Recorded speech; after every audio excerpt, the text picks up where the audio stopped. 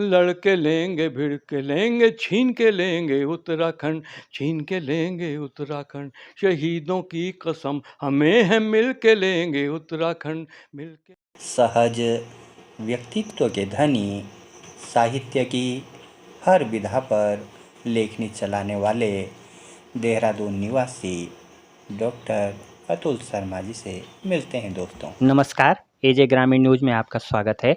आज हम देहरादून में हैं और महान साहित्यकार और जन सरोकारों से जुड़े हुए जन कवि डॉक्टर अतुल शर्मा जी हमारे साथ हैं। तो अतुल शर्मा जी, आपका बहुत बहुत स्वागत है हमारा एजे ग्रामीण आपका भी स्वागत। देहरादून की पहचान जो है बासमती चावल, लीची और अब जो है अतुल शर्मा। ये आप बहुत बड़ी बात आपने कह दी है, बहुत आभार आपका, बहुत धन्यवाद। अच्छा सर, आपकी जो यात्रा है, आप सबसे पहले तो ये कि स्वतंत्रता सेनानी आपके पूज्य पिताजी श्री राम शर्मा जी, प्रेम जी के नाम से जिन्हें हम जानते हैं, प्रसन्नता की बात है कि उनकी कोई रचना जो है केंद्रीय विश्वविद्यालय में भी जो है पढ़ाई जा रही है। BA सेकेंड ईयर के कोर्स में पिताजी की कविता श्री देव सुमन और मसूरी वो पढ़ाई जाती है, और बच्चों को श्री देव सुमन के विषय में जानकारी मिले, इस उद्देश्य से भी वो अच्छा हो रहा है। मुझे लगता है कि पिताजी की जो पूरी जीवन का एक प्रक्रिया रही है, वो एक स्वाधीनता सेनानी के रूप में हुई है, और 16 साल की उम्र में वो दिल्ली सेंट्रल सेक्रेटेरिएट में 42 के आंदोलन में उन्होंने यूनियन जैक के सामने तिरंगा फहराया और फिरोज़पुर जेल भेज दिए गए, और जेलों में कविताएं लिखी। और मैं चला आज सागर तरने को लेकर तरी पुरानी, जग कहता नादानी, और उन पर देश भर के सभी लोगों ने संस्मरण लिखे हैं, और हम लोगों ने भी संपादित किए हैं 5 ग्रंथ उनमें।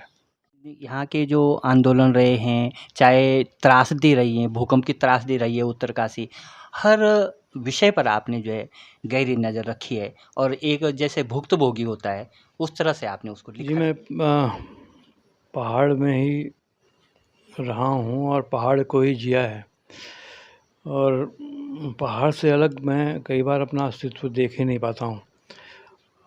उसकी त्रासदियाँ हों, उसके सुख दुख हों, उसके जंगल हों, पहाड़, नदियाँ हों, गाँव हों, लोग हों, उन्हीं के बीच में ही मैंने अपना जीवन बिताया है। जिस समय सन 71 से पहले एक बहुत ज़बरदस्त बाढ़ आई थी, बिरह नदी पे झील बन गई थी और वो टूटी थी, उस पर मेरी पहली कविता हुई, और वो परिपूर्णानंद बैनर्जी जी का एक अखबार निकलता था हिमानी, उन्होंने इसमें उसको प्रकाशित किया था।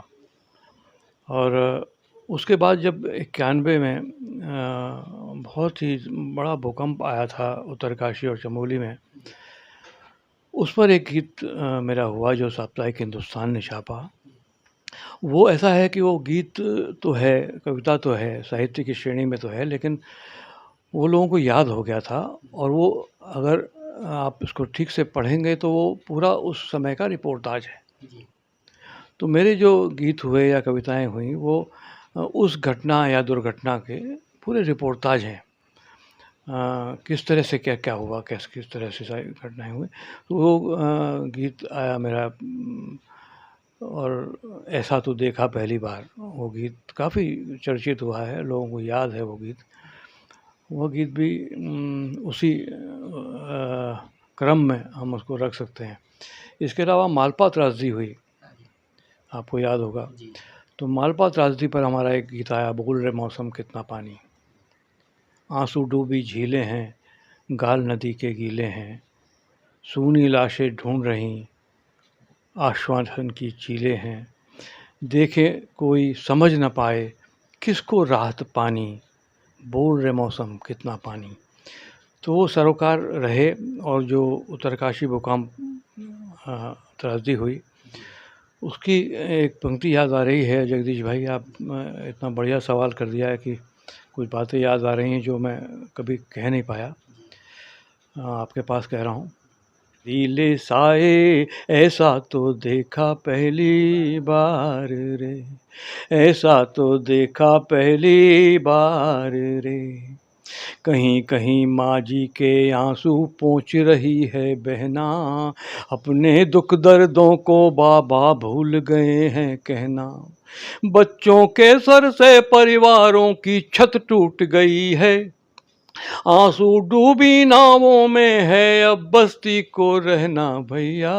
प्रश्नों की गहरी खाई उसमें है नींद समाई, ऐसा तो देखा पहली बार रे। कंबल आटा पैसा आया आश्वासन भी आए, मन मकान के अंदर बर्फीले कोड़े बरसाए। कुछ हो आए दूर गांव तक कुछ ने नापी सड़कें, आया क्या भूकंप यहाँ पर चले कैमरे तन के भैया। कंबल तो कम बटवाए, कंबल तो कम बटवाए, ज़्यादा फोटो खिंचवाए, ऐसा तो देखा पहली बार रे, ऐसा तो देखा पहली बार रे। लंबा गीत है, उसका एक अंश। बहुत सुंदर, बहुत सुंदर। अच्छा, उत्तराखंड आंदोलन में भी आपके गीत जो है ना, पूरे उत्तराखंड, क्या उत्तराखंड से बाहर दिल्ली तक भी, और जिन-जिन राज्यों में उत्तराखंड आंदोलन चला, बहुत अच्छे लगे आपके गीत। और दूसरे नरेंद्र सिंह नेगी जी के गीत, और दूसरे कुमाऊँ से भी हमारे जो हैं बल्ली सिंह चीमा जी के भी गीत जो हैं, ऐसे जो हैं, तो उस दौर की भी यादें हैं आपके साथ उत्तराखंड आंदोलन की? जी, उस दौर की बहुत बहुत यादें हैं। और उस दौर की ये जो गीत मेरा एक जनगीत हुआ जो कि चूल्हे-चूल्हे तक पहुँचा और लोगों ने उसे अपना लिया। उसके पीछे 2 कारण थे। एक तो उसमें बहुत सरल था वो गीत, और उसमें वो बातें उठाई गई थी कि आखिर उत्तराखंड राज्य चाहिए तो क्यों चाहिए? उसकी समस्याएँ आखिर क्या हैं? तो उसमें मैंने 5 प लिए थे। पानी, पलायन, पर्यावरण, पर्यटन और पहचान। इन 5 पर आधारित ये आंदोलन, इसके अलावा भी बहुत कुछ था, और इस 5 प के आधार पे ये जनगीत।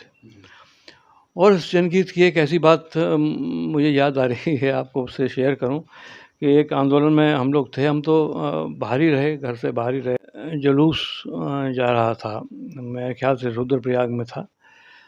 तो इस जुलूस में ये गीत, लड़ के लेंगे, भिड़ के लेंगे, छीन के लेंगे उत्तराखंड, शहीदों की कसम हमें है मिल के लेंगे उत्तराखंड। तो मैं उस जुलूस में था, साथ में था। तो एक महिला मेरे आगे जा रही थी, और जब मैं गा रहा था तो उन्होंने कहा कि नहीं बाबा, ये ऐसा गीत नहीं, ऐसा नहीं है, ऐसा है ये गीत। ओह! मैंने कहा हाँ, माफ़ कीजिएगा, ये ऐसा है वाक़ई।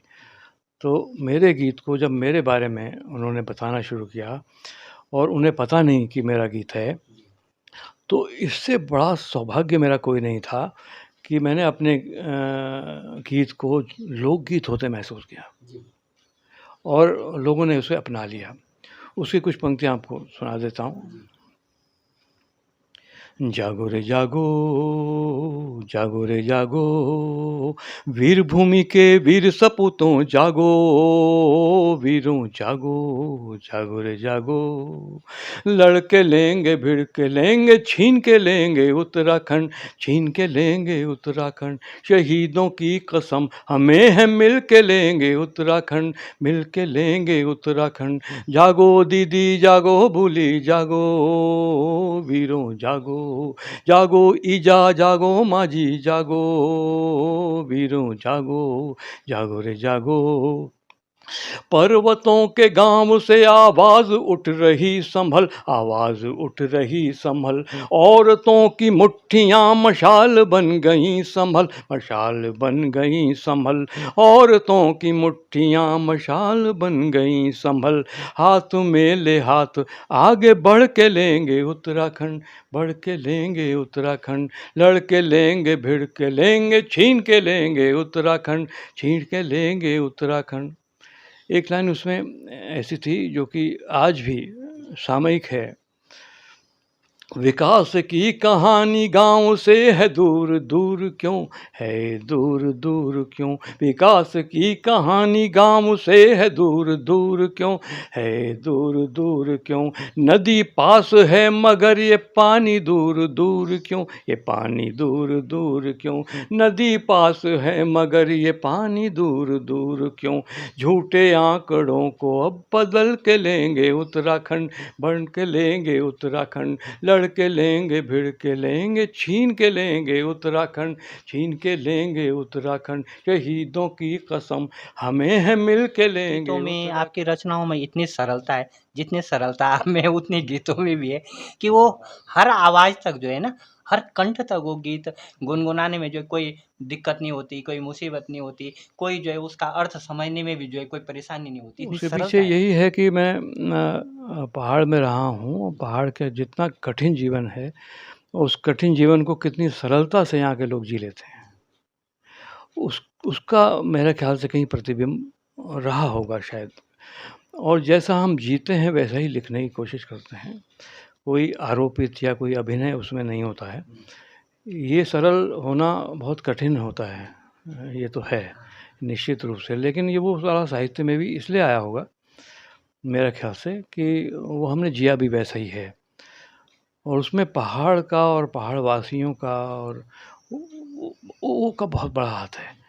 और मुझे लगता है कि कहीं भी मैं जाता हूँ और जब मैं कविताएं कहीं पढ़ भी देता हूँ, तो एक कोई ना कोई शब्द गढ़वाली का या कुमाऊनी का आ जाता है। वो प्रयास करके नहीं आता, वो आ ही जाता है, जैसे मेरी बोली में आता है, तो वो पहचान जाते हैं, अच्छा ये आप उत्तराखंड से हैं क्या, या इस शब्द का अर्थ क्या है। मेरी कई कविताओं में खुद लगना आ जाता है। अब खुद का कोई विकल्प नहीं है भाई, खुद तो खुद ही हुआ, तो उसको बताना होता है। तो इस बहाने वो ये शब्द में मेरी कविताओं में गए हैं। अच्छा, आज तक आपकी लगभग 4 दर्जन पुस्तकें प्रकाशित हो गई हैं। कहाँ से यात्रा शुरू हुई थी प्रथम पुस्तक? यात्रा पुस्तक से पहले शुरू हुई, और फिर दोस्तों ने कहा कि इन कविताओं को तो प्रकाशित होना चाहिए, क्योंकि वो अधिकांश कविताएं जो हैं वो जनजीवन से तो जुड़ी हुई थी। साथ में जब आपातकाल लगा उस समय मेरी कविताएं छपी थी रविवार वगैरह पत्रिका में। सुरेंद्र जी थे और लोग थे, तो उसमें एक कविता थी कि जिस घर में चूल्हा नहीं जलता उसके यहाँ मशाल जलती है। तो इस तरह की कविताएं थी, और वो पहली कविता संग्रह मेरा आया थकती नहीं कविता। थकती नहीं कविता के बाद ये सिलसिला शुरू हुआ, और अब तक 40 के आसपास अनुभव लोगों को बांट दिए हैं। और मुझे लगता है कि अभी कुछ नहीं किया है, अभी बहुत अनुभव हैं जिस पर मैं काम करना है, और जिस पर मुझे लिखना है एक किसान की तरह से। और वो कहीं किसी के अगर 1% भी काम आ जाते हैं तो मुझे लगता है कि वो मेरी सफलता, मैं उसी को सबसे बड़ा पुरस्कार या सार्थकता मानूँगा। तो वो क्रम अभी तक चल रहा है। उसमें मैंने उपन्यास भी लिखे हैं, कहानियाँ भी लिखी हैं, कविताएं भी लिखी हैं, जनगीत तो आपको पता ही हैं। इसके अलावा भी संस्मरण बहुत लिखे हैं, डायरी लिखी हैं, आत्मकथा भी मैंने अभी आई है, कैसा था 67 का देहरादून, कैसा था बचपन का देहरादून। इसके अलावा कोरोना पे एक उपन्यास। बहुत सुंदर, धन्यवाद सर बातचीत के लिए। बहुत आभार आपका, बहुत ही आभार।